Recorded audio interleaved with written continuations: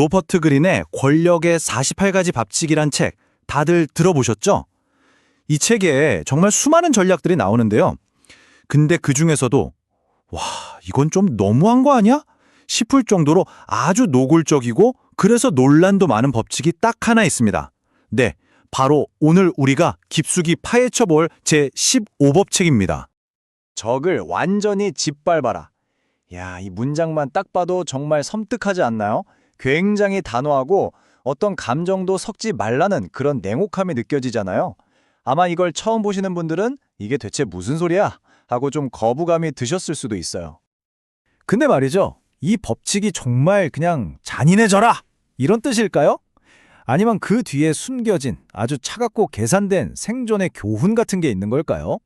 어쩌면 권력의 속성, 더 나아가 인간의 본성에 대한 지독하게 현실적인 통찰일 수도 있단 말이죠. 오늘 저희가 바로 그 본질을 한번 제대로 파헤쳐 보겠습니다. 자, 그럼 먼저 이 법칙을 어겼을 때, 즉 무시했을 때 과연 어떤 끔찍한 대가를 치르게 되는지 역사의 한 장면을 통해서 아주 생생하게 한번 들여다보죠.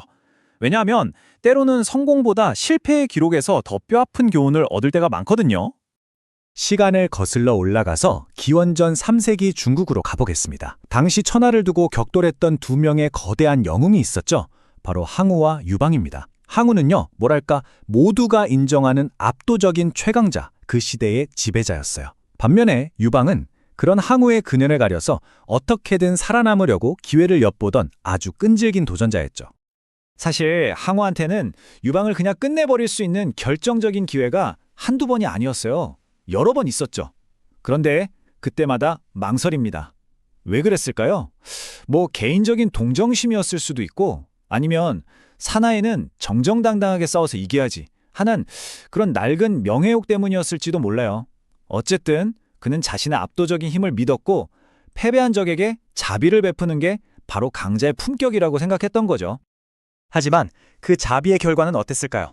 살아남은 유방은 그 시간을 이용해서 힘을 회복하고 원한을 품고 결국 복수를 계획합니다. 이 상황을 두고 기록에선 이렇게 표현해요. 품속에 독사를 키운 셈이다. 진짜 기가 막힌 비유 아닌가요? 항우의 그 관대함이 결국 자기 목을 물어뜯을 곡사의 이빨을 스스로 키워준 꼴이 된 거니까요. 결과는 바로 항우의 완전한 파멸이었습니다. 그 잠깐의 망설임과 어설픈 자비가 결국 자기 자신을 무너뜨린 거죠. 살아남은 유방은 결국 힘을 길러서 항우를 완전히 꺾고 새로운 시대, 바로 한나라를 세우게 됩니다. 역사는 이걸 아주 냉정하게 보여주는 거예요. 자비로웠던 영웅은 역사 속으로 사라졌고 생존의 법칙을 꿰뚫어 본 자가 새로운 역사의 주인공이 되었다고요. 자, 그럼 이제 완전히 정반대의 케이스를 한번 보겠습니다. 항우와는 180도 다른 인물이에요.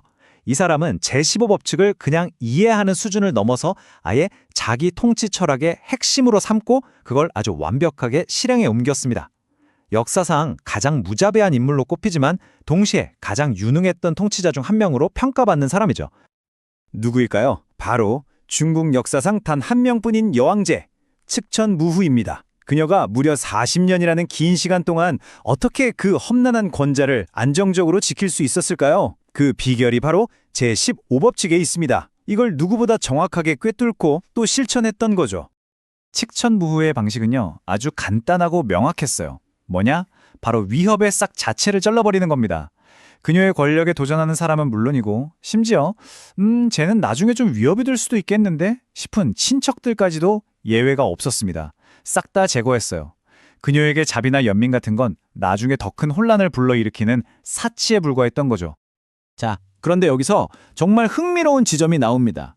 그녀의 방식, 정말 잔혹했죠? 그런데 그 결과가 아이러니하게도 국가의 안정이었다는 거예요. 왜 그랬을까요?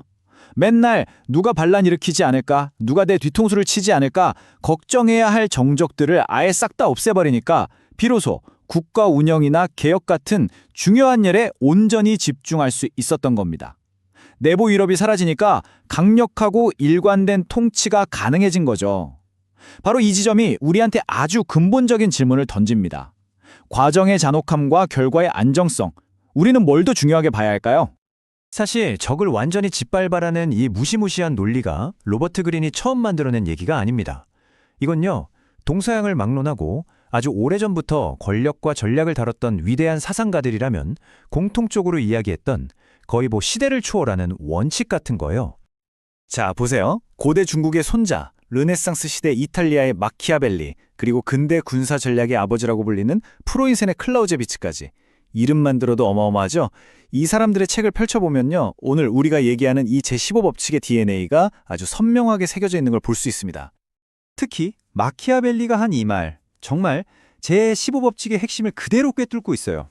사람을 다룰 땐 아주 잘해주거나 아니면 아예 짓밟아 버려라. 왜냐? 어설프게 상처를 주면 복수심을 품지만 아예 재기 불가능할 정도로 박살을 내버리면 복수할 엄두조차 못 낸다는 겁니다. 이게 무슨 뜻이겠어요? 어설픈 공격, 어중간한 자비, 이런 건 상대방한테 복수할 시간과 힘만 벌어주는 꼴이라는 거죠. 클라우제비치도 비슷한 말을 합니다. 전쟁에서 이긴다는 게 뭐냐? 그냥 적을 쫓아내는 게 아니라는 거예요.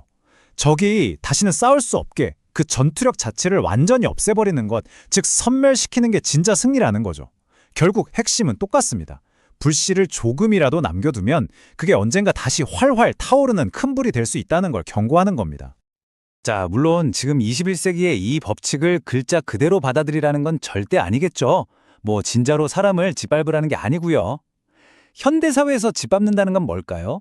아마 비즈니스 세계나 정치판에서 경쟁 상대의 영향력, 자금줄, 대중적 평판, 다시 일어설 수 있는 모든 기반을 완전히 무너뜨려서 다시는 나에게 위협이 되지 못하게 만드는 그런 전략적인 행동을 의미할 겁니다.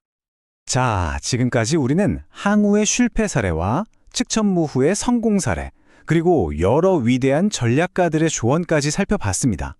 그럼 이 모든 걸 종합해 봤을 때 우리는 이 듣기만 해도 참 불편한 제15법칙에서 도대체 어떤 교훈을 얻어야 하는 걸까요?